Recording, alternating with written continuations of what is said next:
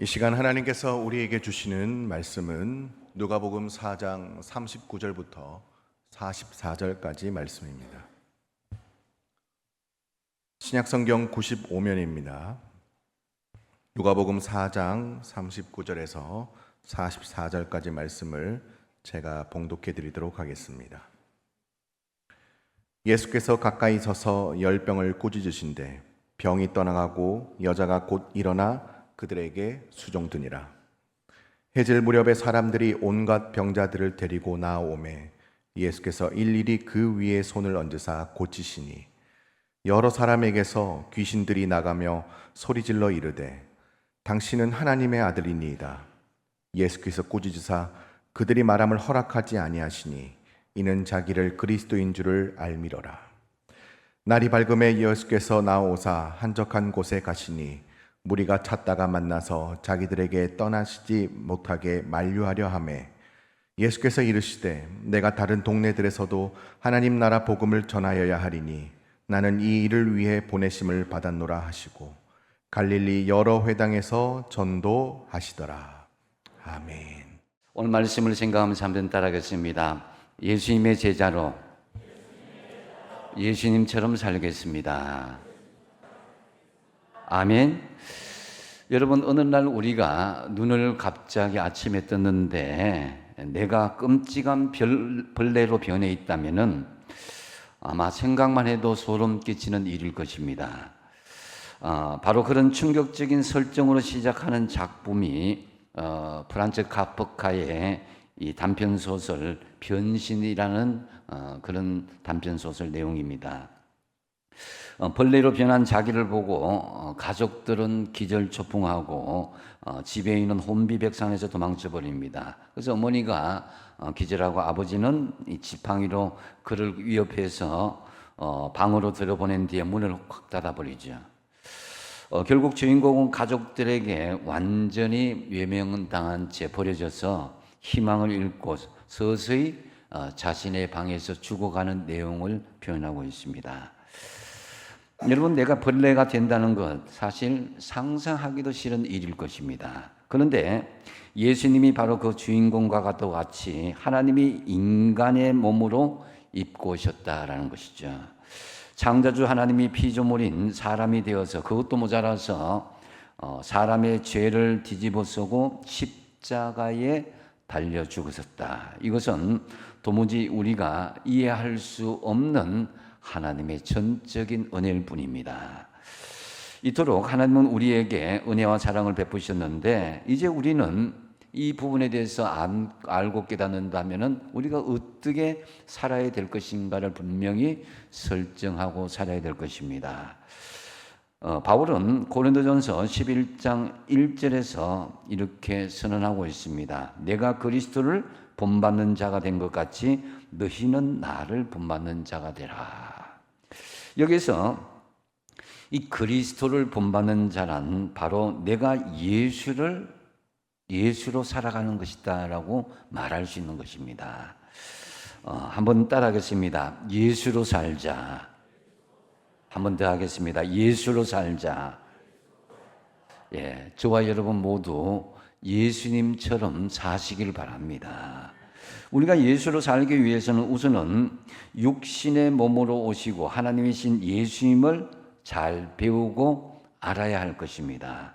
흔히 우리가 학문을 하는데요. 이 학문을 하는 데는 이 세 가지로 크게 나누죠.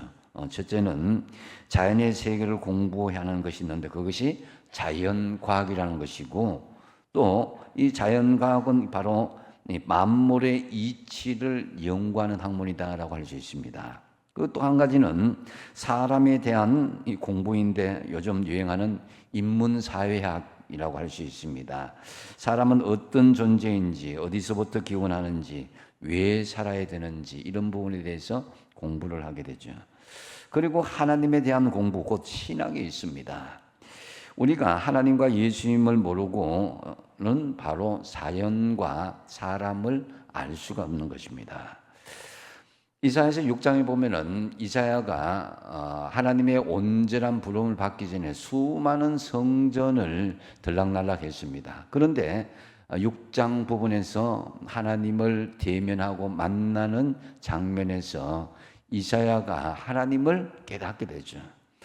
그저 추상적으로 표면적으로 하나님을 만났던 것을 내면적으로 깊이 하나님과 대면하는 체험을 하게 됩니다. 그때 이사야 고백이 아주 유명한 고백이죠. 한번 이사야서 6장 5절 같이 한번 읽어보겠습니다. 시작. 그때에 내가 말하되 화로다 나여 망하게 되었도다. 나는 입술이 부정한 사람이요 나는 입술이 부정한 백성 중에 거주하면서 만군의 여호와의 신 왕을 배웠음이로다 하였더라. 아멘.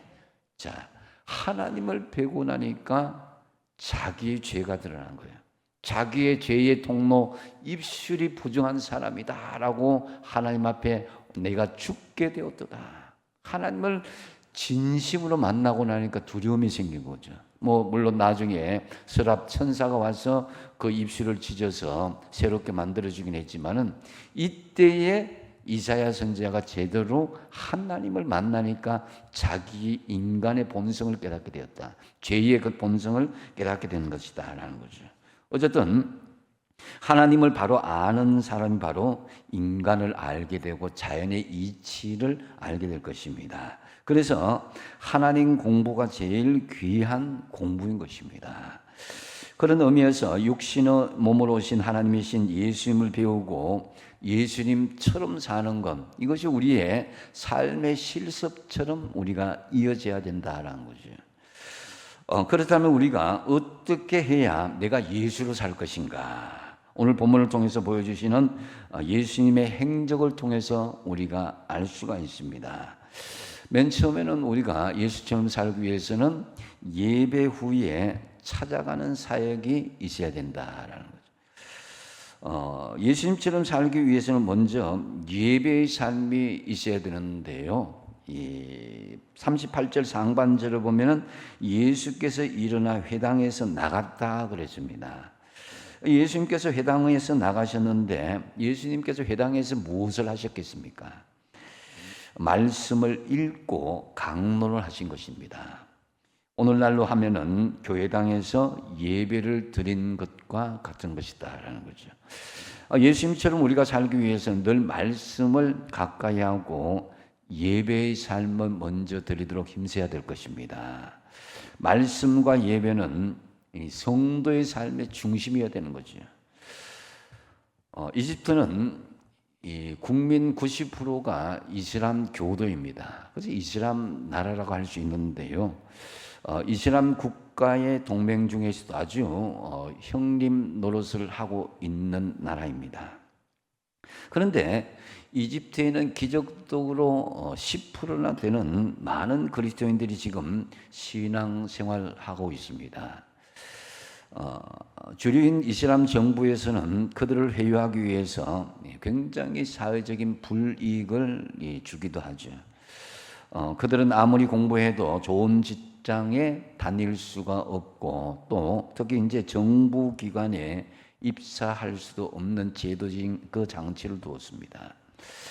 이렇게 불이익을 당하면서도 이집트의 그리스도인들은 신앙을 붙잡고 살아가는 것을 볼 때에 참으로 놀라운 일이다라고 할 수 있습니다. 더더군다나 이스라엘 정부 측에서 이 그리스도인 지도자들을 언젠가 불러서 이렇게 말을 했습니다.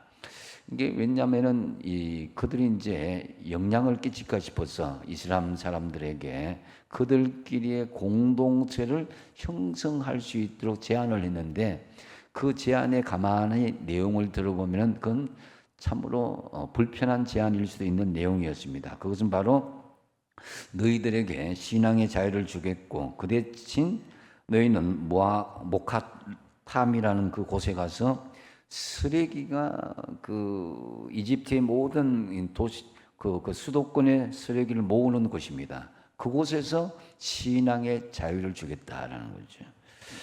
그래서 그곳에만은 예배의 자유를 주겠다는 것입니다. 모카탐 지역에서. 이 모카탐 지역은 이집트 수도에서 버리는 모든 쓰레기가 모이는 곳인데요. 그런데도 그들은 조금도 망설임 없이 그것을 선택했습니다. 그리고 지금까지 그 믿음의 후손들이 손으로 쓰레기를 분리수거하면서 살아가고 있는데 그 동로에는 곳곳에 이 십자가가 공개적으로 있습니다. 그래서 그리스도인들이 거기에 또 순례를 가기도 하고 방문해서 은혜 받기도 하는 지역이기도 합니다. 그들은 예배 때마다 깨끗이 몸을 씻고 깨끗한 몸을 입고 2만 명가량 수용할 수 있는 동굴교회, 모카탐 동굴교회에서 예배를 드립니다. 사진을 보시면은 그것을 볼 수가 있는데요. 굉장히 큰 동굴 속의 예배당이다. 이 쓰레기 지역에 살고 있지만은 저곳에서 예배 드릴 걸 2만 명이 예배 드리는 것을 한번 상상해 보십시오. 얼마나 놀란 은혜가 역사가 있는지를. 그러면 여러분은 신앙을 위해서 악취가 나는 쓰레기장에서 사는 것을 여러분 참을 수 있겠습니까? 예배를 위해서 가진 것과 기득권을 내가 내려놓을 수 있겠습니까? 예수님처럼 말씀과 예배가 여러분의 삶의 중심이 되길 바랍니다. 그러면서 오늘 본문에 보면 예배가 끝난 후에는 찾아가 예수님께서 신방을 하셨다라는 것을 볼 수가 있습니다. 그래서 오늘 본문의 배경이 되는 이 가이사랴 빌립보, 여기는 경치 좋고 물 좋은 곳인데요. 만약에 예수님께서 꼭 회당에서 예배를 드려야 되느냐? 그러지 말고 잠깐 울산 같으면 정자 바닷가에서 예배 드리고 바닷가 해수욕을 즐기고 우리가 놀자. 이렇게 하셨다면 우리도 그렇게 하면 됩니다. 그러나 예수님은 그렇게 하지 않았습니다. 우리도 예수님처럼 예배 드린 것으로 끝내지 않고 찾아가는 사역을 해야 된다. 즉 삶의 제사, 삶의 예배 현장으로 나가는 것, 이것이 바로 예수님처럼 사는 중요한 삶의 모습이 되어야 된다는 거죠.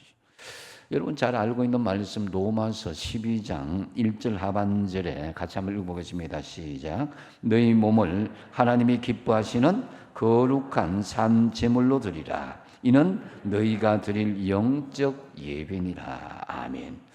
우리 몸을 하나님께서 기뻐하시는 거룩한 산 제물로 드리는 것은 삶의 현장에서의 사역을 이야기하는 것입니다. 예수님께서는 말씀과 예배의 그런 모습으로 보이면서 즉시 사역의 현장으로 나갔다라는 거죠. 삶의 예배, 삶의 제사를 즉시 드린 것이다라는 거죠. 오늘 본문 38절 하반절에서 39절에 보면은 이제 사역의 현장이 드러납니다. 시몬의 집에 들어가시니 시몬의 장모가 중한 열병을 앓고 있는지라 사람들이 그를 위하여 예수께 구하니 예수께서 가까이 서서 열병을 꾸짖으신데 병이 떠나고 여자가 곧 일어나 그들에게 수종드니라 그러십니다. 예수님은 예배가 끝난 다음에 베드로의 집에 찾아가서 사역의 현장, 신방을 하게 되죠. 이때 베드로의 장모가 열병에 걸려서 열이 나고 막 그 소리를 하는데 여러분 우리 주변에도 여러분 예배는 주일 예배로 끝내거나 또 여러분 수요일 예배나 금요 심야로 예배로 끝내는 것이 아니라 삶의 현장에서 여러분이 사역의 현장이 예배가 되도록 해야 된다는 거죠. 그것이 예수를 닮는 삶이다. 그래서 우리 주변에는 지금 찾아가서 신방해 주며 위로받고 힘을 얻을 가정들이 굉장히 많이 있습니다. 예수님께서는 이 베드로의 장모의 열병을 쫓아내고 병을 고쳐줘서 깨끗이 낫게 되었는데 예수님이 예배 후에 찾아가는 사역 이것을 보여주신 이 모델로 보여줬는데 이것이 성경 예수님께서 사역하신 성경의 내용들을 보면 많이 나타나 있는 것을 볼 수가 있습니다. 누가복음 7장에 보면 예수님이 나인성을 찾아가셨는데 이 나인성 과부가 이 외아들이 죽어서 통곡하는 모습을 봅니다. 과부가 외아들에게 모든 기대를 걸고 살았는데 외아들이 죽었으니까 하늘이 무너지고 땅이 꺼지는 그런 아픈 심정이었죠. 뭐라고 말을 해도 과부에게는 위로가 되지 않는 상황이었습니다. 그때 예수님께서 관에 손을 대시고 청년아 일어나라 하시니 장사 지내려고 하던 그런 시체가 일어나게 되었다. 다시 살아나게 된 것이죠. 우리는 죽은 자를 살릴 수는 없어도 죽어가는 영혼을 예수님의 이름으로 살릴 수 있습니다. 하나님은 여러분을 통해서 삶의 제사의 현장으로 나가서 그 죽어가는 영혼을 살리기를 원하신다는 거죠. 그래서 초상집이 변화해서 잔치집이 되고 지옥이 변화해서 천국이 되었듯이 죽어가는 영혼들을 살리는데 내가 앞장서는 삶의 제사, 삶의 예배의 현장, 여러분 각자에서 다 주신 줄 압니다. 그래서 우리는 예수님처럼 예배 후에 신방을 필요하는 가정, 또한 약한 사람, 소외된 사람, 누구나 귀찮아하는 사람을 찾아서 신방하며 위로해주고 그들에게 삶의 제사의 본을 보여줄 수 있어야 된다는 거죠.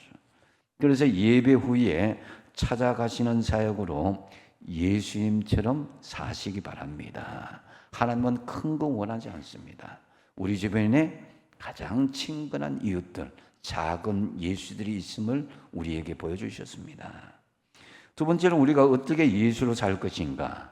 예수님은 차별 없는 섬김의 삶을 보여주셨습니다. 결론부터 이야기해서 예수님은 절대 차별하는 법이 없었습니다. 하나님을 믿고 사는 사람은 남을 더 귀하게 여길 수 있어야 되는 것입니다. 내가 하나님의 자녀라면 다른 사람도 하나님의 자녀요, 하나님의 또 자녀가 될 수 있는 가능성이 있는 사람들입니다. 그래서 나와 똑같은 인격적인 존재로 인정할 수 있어야 되는 것이죠. 내가 귀하면 상대방도 귀한 줄 알아야 되고, 하나님을 제대로 믿는 사람은 하나님을 귀하게 여기시는 한 영혼 한 영혼을 귀하게 여길 수 있어야 되는 것입니다. 40절과 41절 말씀을 한번 같이 한번 읽어보겠습니다. 시작. 해질 무렵에 사람들이 온갖 병자들을 데리고 나오매 예수께서 일일이 그 위에 손을 얹으사 고치시니 여러 사람에게서 귀신들이 나가며 소리질러 이르되 당신은 하나님의 아들이니이다. 예수께서 꾸짖으사 그들이 말함을 허락하지 아니하시니 이는 자기를 그리스도인 줄 알미르라. 아멘. 자, 열병으로 헛소리하던 베드로의 장모를 예수님께서 고쳐주시니 새 삶을 얻었다는 소문이 퍼졌어요. 그러니까 각색 병으로 앓는 사람들이 예수님께 나왔습니다. 예수님께서는 일일이 한 사람 한 사람을 위해서 안수해 주셨습니다. 여러 사람들에게서 귀신이 나왔고 병이 치유되는 역사가 일어난 것입니다. 얼마나 힘들었겠어요. 귀신 들린 사람, 여러분 옛날에 귀신 들린 사람 참 많았습니다. 참 정신병원에 가지 않으면 집에서 그 짐승처럼 가둬진 그런 사람들이 있죠. 사람 대접을 제대로 못 받는 상황이었을 것입니다. 근데 예수님께서는 그 몰골이나 외형에 그렇게 차별 없이 나아가서 그들에게 안수해 주시고 치유해 주셨다라는 거죠. 많이 가진 사람이냐 못 가진 사람이냐 이 빈부의 문제가 아니라 예수님은 그 생명 자체를 귀하게 보시는 것이다라는 거죠. 우리는 우리의 삶의 지위 이전에 그 생명을 귀하게 여기는 마음들이 있어야 됩니다. 예수님은 차별하지 않고 일일이 한 생명 한 생명 모두 하나같이 영접하고 그들을 받아들였습니다. 사람 대접을 하는 예수님이신데 우리도 사람을 차별하면 안 될 것입니다. 내가 사람 위에서 다른 사람을 깔본다는 거 이건 교만이죠. 사람 위의 자리는 오직 하나님밖에 없습니다. 사람 위에서 사람을 차별하는 자를 하나님께서 대적하시는 이유가 뭡니까? 그것은 바로 그 자리는 하나님의 자리이기 때문입니다. 교만한 사람은 마귀의 종일 뿐입니다. 여러분, 우물 안에 사는 개구리와 백두산 계곡에 사는 호랑이 중에 누가 더 교만할까요? 당연히 우물안 개구리입니다. 호랑이는 넓은 세상을 바람처럼 다니면서 이 세상에는 자기보다 더 크고 무서운 존재가 얼마든지 있다는 것을 알지만은 그러나 우물안 개구리는 천하의 자기가 제일이라는 확신을 가지고 살기 때문에 교만의 극치를 달릴 수가 있다라는 거죠. 여러분, 교만하지 말고 예수님처럼 차별 없이 겸손히 섬기도록 하시기 바랍니다. 그래서 신학자 본회포는 이렇게 이야기했습니다. 내가 남보다 더 많이 가지고 있다는 것은 그것은 복이 아니라 책임이다라는 거죠. 하나님께서 주신 것을 가장 잘 관리하는 것은 떠벌리고 자랑하는 것이 아니라 나는 아무것도 아닌데 하나님께서 잠시 내게 그것을 맡겨주셨다라는 마음으로 주신 것을 차별 없이 섬길 때에 그것을 잘 관리해야 그 축복은 사라지지 않고 이어지게 되는 것이다라는 거죠. 보통 하나님의 조그만 은사를 가지게 되면 그것을 인해서 교만해지고 또 다른 사람을 섬기기보다는 그것을 이용해서 자신의 권위를 세우는데 악용하기도 합니다. 그래서 오늘날 교회 분쟁이 일어난 주요 이유 중에 하나가 하나님의 은혜와 은사를 받은 자들이 섬기기보다는 섬김을 받으려 하고 자신을 다른 사람을 위해서 높이려 하기 때문이다라는 거죠. 이런 모습은 하나님의 영광을 도둑질하는 것이다라는 것입니다. 그러므로 여러분, 하나님께서 주신 은혜와 은사, 세상적인 축복을 가지고 교만하기보다는 예수님처럼 차별 없이 겸손히 섬기는 일에 사용하셔야 될 것입니다. 예수님처럼 사시고자 한다면 예수님처럼 차별 없이 섬기는 여러분 되시기 바랍니다. 세 번째로 우리가 어떻게 해야 예수로 살 것인가? 그것은 전도 사명에 충실하는 것임을 예수님께서 보여주고 있습니다. 42절 말씀 같이 한번 읽어보겠습니다. 시작. 날이 밝음에 예수께서 나오사 한적한 곳에 가시니 무리가 찾다가 만나서 자기들에게서 떠나가지 못하게 만류하라 하시며, 자, 날이 밝자 병자가 엄청 몰려왔습니다. 그러나 예수님은 새벽에 혼자 한적한 곳에 가셔서 기도하시는 것을 볼 수가 있습니다. 무리가 찾다가 막 헤매다가 결국 예수님을 만났습니다. 그리고 여기서 떠나지 말라고 간곡하게 만류를 하게 되죠. 다른 곳은 상관하지 마시고 우리와 같이 있자는 것입니다. 이에 예수님은 단호하게 이것을 거절합니다. 왜 그럴까요? 그것은 바로 43절과 44절에 볼 수가 있는데요.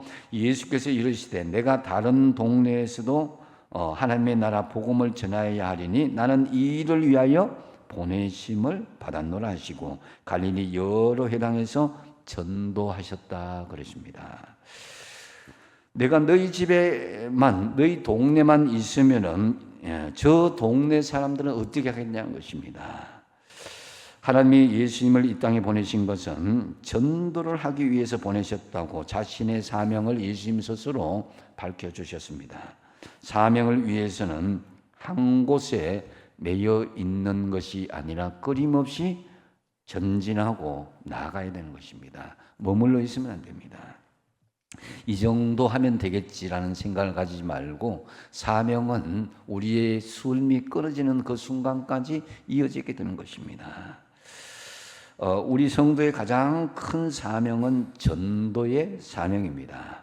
다른 것으로 대신할 수 없는 아주 엄중하고도 중요한 사명인 것입니다. 우리가 살아야 될 이유는 전도를 해야 될 이유가 있기 때문이다라는 거죠. 이 사명이 끝나게 되면 하나님께서 불러가시는 것입니다.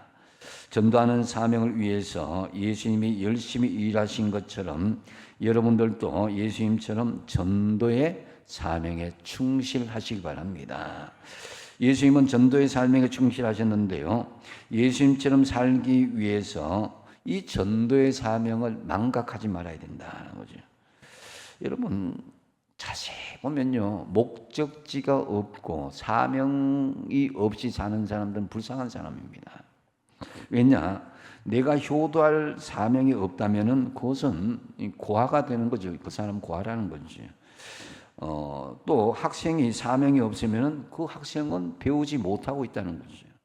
또 부부의 사명이 없으면 가정이 파탄나 있다는 것입니다. 반대로 사명이 있다면 그것은 복된 것입니다. 내가 부모님을 모시고 효도할 사명이 있다면 그 가정은 행복한 가정이겠죠. 공부할 사명이 있으면 건강한 학생, 목적 있는 학생이 됐다는 것이고, 또 아내의 사명이 있으면 시집가서 남편과 잘 살고 있다는 뜻입니다. 어머니의 사명이 있으면 아들, 딸 잘 낳아서 잘 키우고 있다는 의미고요. 하나님께서 우리를 세상에 보내실 때 우리는 사명 없이 보낸 사람 한 사람도 없습니다. 그래서 사도행전 20장 24절 사도 바울의 고백을 같이 한번 읽어보겠습니다. 시작. 내가 달려갈 길과 주 예수께 받은 사명 곧 하나님의 은혜의 복음을 증언하는 일을 마치려 하면은 나의 생명조차 조금도 귀한 것으로 여기지 아니하노라. 아멘. 우리는 바로 이 사명을 위해서 태어났고 사명을 위해서 살다가 사명이 닿은 날 주님 앞에 가는 것입니다. 사명을 다하기 전에 우리는 우리의 생명을 끝낼 수는 없습니다. 그래서 사명에 충실한 사람이 가장 훌륭하고 복된 사람이다라는 거죠. 예수님께서도 이 사명에 대해서 손수 말씀하신 내용이 너무 많습니다. 그 중에서도 마가복음 1장 38절 같이 한번 읽어보겠습니다. 시작. 이르시되 우리가 다른 가까운 마을들로 가자. 거기서도 전도하리니 내가 이를 위하여 왔노라 하시고. 아멘. 전도하리니 내가 이를 위해서 왔다 그랬습니다. 전도 사명에 충실하는 것이 바로 예수님의 오신 목적이요. 또한 우리가 예수님처럼 살기 위해서는 전도의 사명에 충실해야 된다는 것입니다. 물론 교회는 구제도 해야 되고 사회봉사도 열심히 해야 되고 치유사역도 해야 되고 문화사역도 열심히 해야 됩니다. 하지만 이런 사역들이 전도보다 앞서고 선교보다 앞선다면 그것은 우선순위가 뒤바뀐 것이다 라고 할 수 있습니다. 예수님의 사역이 그랬던 것처럼 어떤 일도 이 전도 사명보다도 우선시 될 수는 없다는 거죠. 누가복음 4장 33절에 예수님 말씀하십니다. 내가 다른 동네에서도 하나님 나라 복음을 전하여야 하리니 나는 이 일을 위해서 보내심을 받았노라 그랬습니다. 그러므로 여러분 우리의 삶이 예수님처럼 이 전도 사명에 충실하고 살아가는 것이 이후에 우리가 장차 하나님 앞에 섰을 때에 가장 자랑스럽고 인정받는 복된 삶이 될 것이다라는 거죠. 특별히 주의할 것은 전도는 내가 아닌 다른 사람이 하니 나는 그냥 얹혀서 가면 되겠지라는 그런 아니란 생각을 버려야 될 것입니다. 예수님처럼 내가 전도의 사명의 주체가 되어야 됩니다. 만약에 전도에 자신이 없다면요, 하나님 앞에 그 전도의 담대함을 달라고 기도해 보십시오. 그러면 내가 하는 것이 아니라 성령께서 하나님이 도와주시는 거예요. 그래서 주님께서 우리 주변에 구원할 영혼들을 많이 붙여주셨습니다. 내가 무관심과 아무런 복음을 전하지 않는다면 에스겔서의 말씀처럼 그들을 구원하지 못하고 지옥 가게 될 핏값을 내가 너희에게 물을 것이다 이렇게 할 수 있습니다. 우리는 예수님의 제자요. 그렇기 때문에 예수님처럼 살아가야 되는 것입니다. 그런 우리는 주변에 믿지 않는 사람들을 향하여서 항상 하나님 항상 저 사람 좀 구원받게 해주십시오. 이런 마음으로 다가설 수 있어야 됩니다. 시장에서 장사하는 사람들 만나면은 이 사람 이 물건을 사고 팔면서 이 사람 꼭 하나님 구원받게 해주십시오. 기도하면서 그렇게 하는 거예요. 또한 직장에서도 마찬가지로 저 사람은 구원을 받을 수 있도록 내가 기도할 수 있어야 되고 그 직장에 구원받지 못한 영혼들에서 기도할 수 있어야 되는 것입니다. 병원에 가서도 여러분 많은 사람들이 있지만은 육신적인 질병도 치유하는 것도 중요하지만 영적으로 치유받고 구원받게 하는 기도하는 것. 여러분들이 갑작스럽게 병원에 입원하게 되었을 때에 여러분 주변에 있는 사람 붙여주신 거예요. 제가 감옥에 갑작스럽게 들어가신 그분은 정말 사회적인 저명 인사로 지위가 높았지만은 내가 왜 여기 와 있는지 알겠다는 거예요. 그 영혼을 구원시키기 위해서 정말 예수 믿은 지도 얼마 되지 않는데도 얼마나 전도에 열심을 하는지 모릅니다. 그래서 여러분 어떤 상황이든 간에 예수님을 본받아서 전도의 사명에 충실하시는 저와 여러분 되시기 바랍니다. 말씀을 정리합니다. 오늘날 교회를 다니는 사람들 누구든지 예수 믿는다고 말을 합니다. 그런데 그 믿는다는 증거, 다시 말해서 예수를 믿고 있다는 증거를 확실히 행동으로 보여달라고 하면 그 증거를 보여줄 수 있어야 되는 것입니다. 그런데 만약에 그렇지 못한다면 이것은 제대로 믿는 모습이 아니라는 것입니다.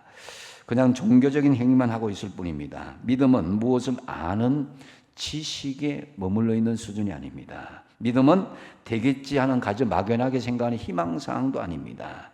믿음은 우리의 삶의 현장에 구체적인 증거와 실상으로 드러내는 것입니다. 바로 예수님처럼 이 땅에 거룩하고 선한 영향을 분명히 보여줄 수 있어야 되는 것이죠. 예수님은 우리의 모델입니다. 우리는 예수님의 제자이기 때문에 예수님처럼 살아야 됩니다. 그래서 여러분 우리가 어떻게 해야 예수로 살 것인가? 첫 번째 뭐라 그랬습니까? 예배 후에 찾아가는 사역이다라는 거죠. 예수님은 말씀과 예배 후에 직접 찾아가는 사역, 삶의 제사를 현장에서 친히 찾아 나섰습니다. 말씀과 예배가 삶의 예배로 이어지도록 해야 된다라는 거죠. 두 번째 뭡니까? 차별 없는 섬김의 삶이다라는 거죠. 하나님께서 주신 은혜와 은사, 세상적인 축복을 가지고 교만하지 않고 예수님처럼 차별 없이 겸손히 섬기도록 하십시오. 그리고 세 번째 뭡니까? 우리는 그것을 전도의 사명에 충실하는 것이다라는 거죠. 믿지 않는 사람들, 우리 주변에 수많은 사람들을 붙여주셨습니다. 그 이유가 다 있죠. 나를 통해서 하나님이 구원하시게 하는 이유가 있습니다. 여러분, 예수로 사시기를 힘쓰시기 바랍니다. 한번 따라하겠습니다. 내가 예수로 살겠습니다. 한 번 더 하겠습니다. 내가 예수로 살겠습니다. 내가 예배드리고 찾아가는 사역에 충실하고 차별 없이 병자와 죄인들을 만나고 치유받고 구원받게 하시고 또한 전도 사명을 잘 감당함으로 우리가 장차 주님 앞에 서는 날 칭찬과 상급을 받으시는 저와 여러분 다 되시기를 축복드립니다.